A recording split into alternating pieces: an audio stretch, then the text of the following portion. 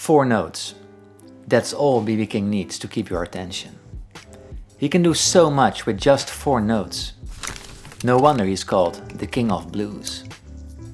In this video I'll try to find out why he got that name and how we, guitarists from later generation, can still learn so much from the man that already inspired legions before us. Chapter 1. Note choices. You may have heard from it. The B.B. King box. A group of notes that supposedly can make you sound like B.B. King II. But is that so? Before we take a look at the notes we're playing, we actually have to take a look at the songs in which he's using those notes. Okay, great, so there's 2 easily distinguishable types of blues. The major,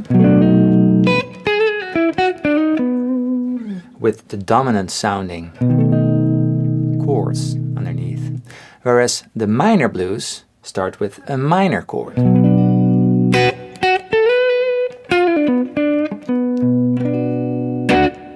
And of course, B.B. King treats them differently. Mostly. Let's start with the major blues, and now it's probably the best time to start talking about it. The B.B. King box. It fits beautifully over the dominant 7th chord of the blues.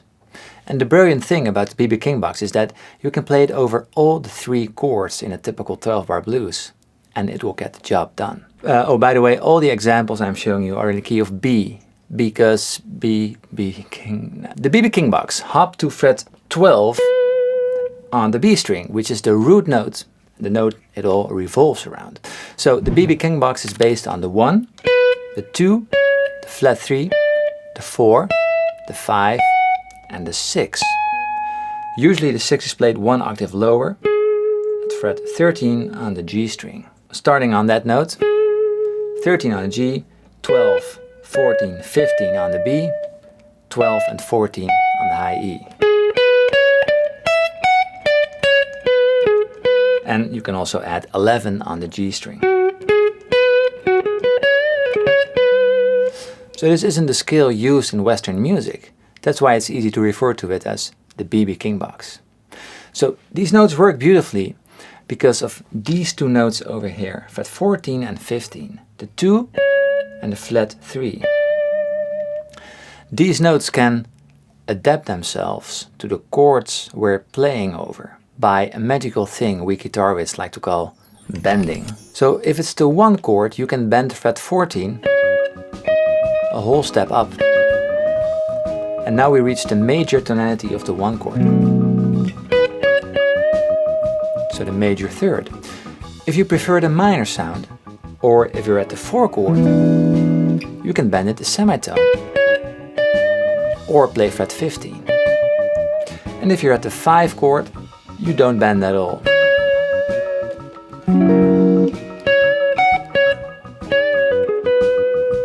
So it's a brilliant set of notes that accommodate the blues perfectly, and that is a big reason why B.B. King likes this box so much.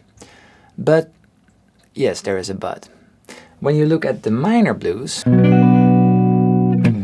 B.B. King box is pretty difficult to handle correctly. And this is because this little note over here, the major 6 interval. If you listen to B.B. King play, he basically never uses the B.B. King box on the minor blues. It's just that it doesn't really work, and there are better alternatives that will sound way better. A good choice, for example, would be box 2 of the minor pentatonic scale. And that is a box B.B. King uses a lot. And this is how it sounds.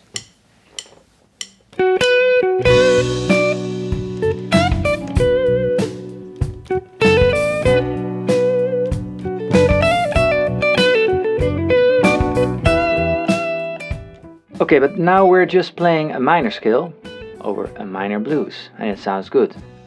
That's pretty logical, right? Yes, but let me finish. I analyzed over 15 of his most famous songs, and I came to the conclusion that he uses box 2 of the minor pentatonic scale in more songs than the actual B.B. King box. So now I'm not just talking about the minor blues, no, he also uses that box over the major blues. Have a listen.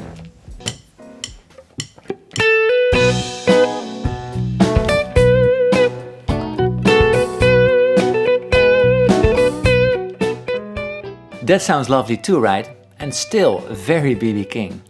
So the B.B. King box only gets used on the major blues, while the minor pentatonic box 2 fits both major and minor. So now we know that, let's dive a bit deeper in his actual playing. Chapter 2. A few notes to tell the story. One thing that's really remarkable about his playing is that he can captivate the listener with the use of just a few notes. In the song To Know You Is To Love You at around the 2-minute 40 mark, he jumps to this crazy solo where he's mainly using 4 notes without getting boring or monotonous. A perfect showcase of how you can tell a story, take the listener with you, without getting lost in an endless slur of notes, without a clear destination. No, he makes pretty sure we all know where he's going, and it's a pretty cool place. So the 4 main notes he uses are the top 4 of box 2 of the minor pentatonic scale, from the root note up, so B, D, E, F sharp. And he uses these 4 notes to create short licks that have an identity on its own. Some sentences are short, others are a bit longer and take a while to get to the point. And this way, it's less predictable. So a short lick could be, and a longer lick could be.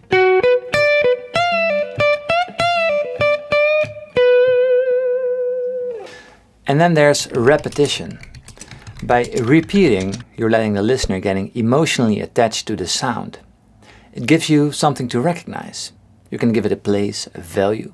And changing it just slightly, the second or third time, you can keep the listener on their toes. For example,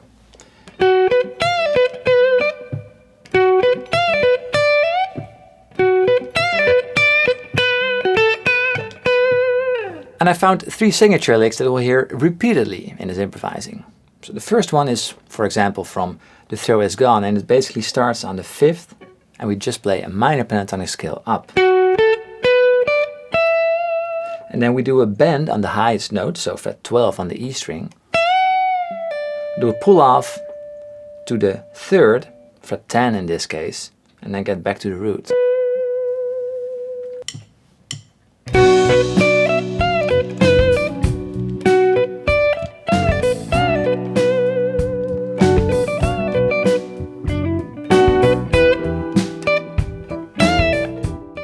So the next lick he uses a lot, sounds just awesome, beautiful. It's what I call the double bend lick, where he targets different notes right after each other with 2 different bends.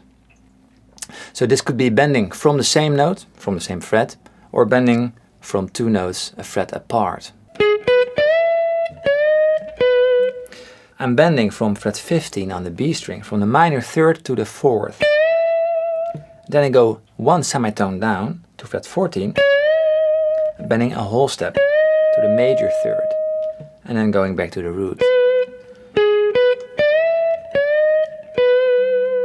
So that's with 1 semitone apart, but you can also start on the same note. Let's start on fret 14, do it as an example. So start on fret 14.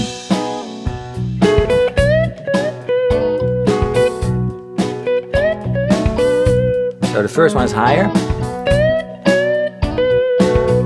The third signature B.B. King lick is where he really targets the root note. And this is usually played in the B.B. King box, constantly resolving to that root note with quick, little frivolous embellishments. Okay, so this is how it sounds.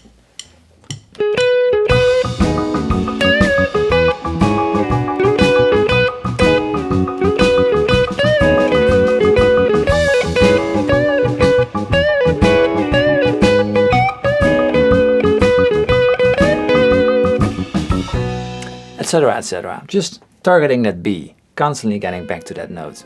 Killer. So now we talked licks and what notes he likes to use, on what occasions, in what order.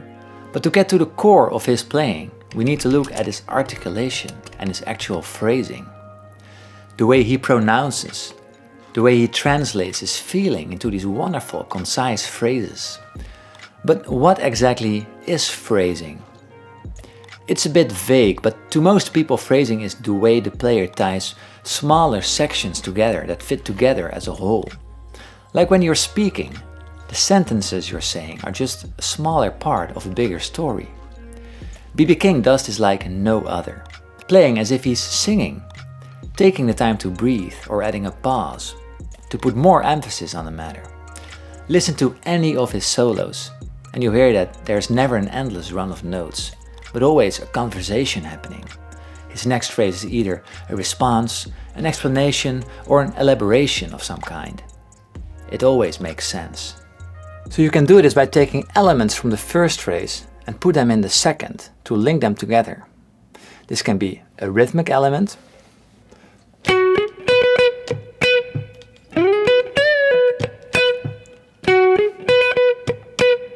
so you're playing the same rhythmic patterns in different licks.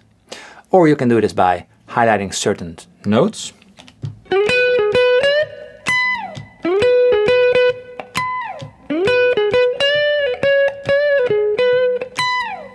So constantly hitting that high B note to link them together. It can be a call and a response sort of thing.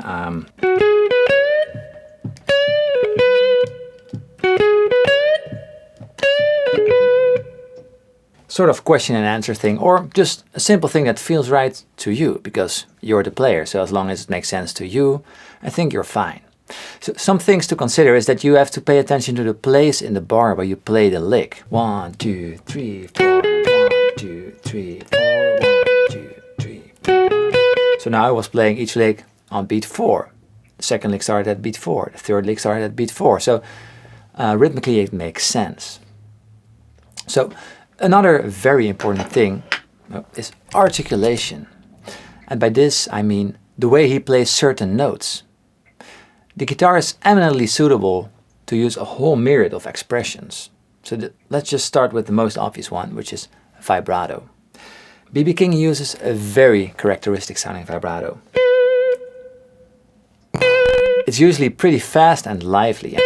Just shake your whole hand and do it pretty quickly.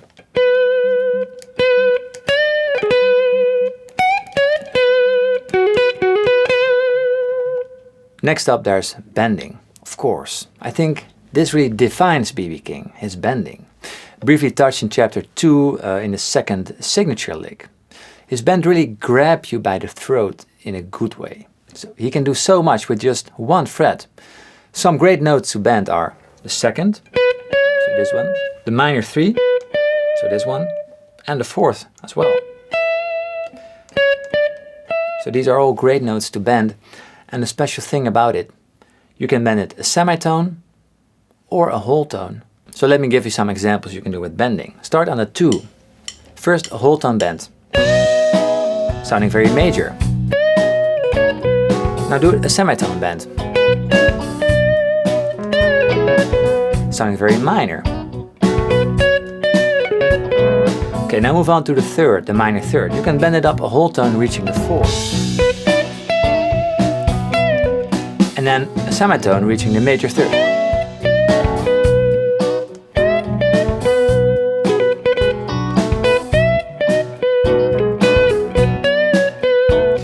Now we can go to the 4th, bend it a whole tone up to the 5th. If you bend it a semitone up, you reach the sharp 4 or the flat 5, the note from the pentatonic blues scale.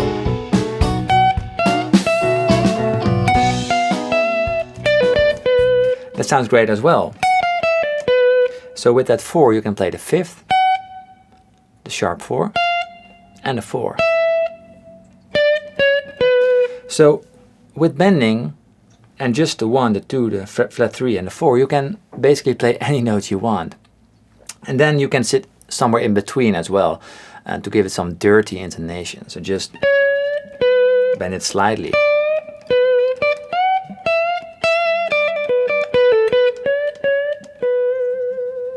Sounds great. Oh, and one other thing I've learned is that I really suck at bending with my first finger, dang it. Especially in box 2 from the pentatonic scale, he usually bends the minor third all the way up to the 4th. And that really hurts my index finger. Okay, well, something to practice. So moving on to dynamics. He really knows on which note to put a lot of weight and which notes are there to serve. He does that beautifully by emphasizing the strong notes by playing them a little bit louder or with more attack and with more dedication than the filler notes. His phrases live, just like when you're speaking. Some words are pronounced a little louder than others. Putting emphasis on the wrong notes sounds really weird and does not help getting the point across, if you know what I mean. It's all about putting the weight on the right notes. On the right notes. Now, here's an example.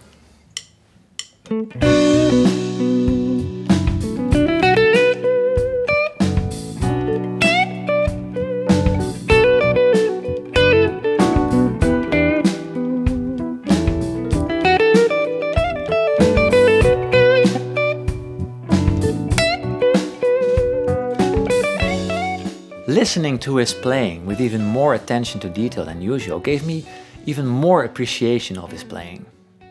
When you don't play too many notes, it all comes down to the subtleties. Each note matters. Just listen to how much space Bibi leaves in his solos, how much time he takes to get each phrase just right. It sounds unhurried and uncomplicated, but meanwhile it's an intricate play of timing, tone, feel, articulation, dynamics, phrasing that falls all together beautifully as soon as he picks up that guitar. But let me also make a very important note. All these things I talked about in this video, all the little tricks, little ideas, they will only make you a better player if you sit down, put a guitar in your lap and just listen to him play. Play along with the chords in the beginning to get the hang of the tune. Keep on listening. And then, when you're ready, just learn from the recording. That is the way to learn it. Not watch another guy talk about him. No, why not go to the master himself? Figure out the licks. Try to play with him. Master his little nuances, his phrasing, the notes, the melodies, and I'm sure it will fall into place. Just take the time. Have a wonderful day, everyone. Thank you for watching, and please subscribe to my channel. If you enjoyed this video, click the thumbs up, leave your comment below and share this with everyone you know. Thank you. Bye.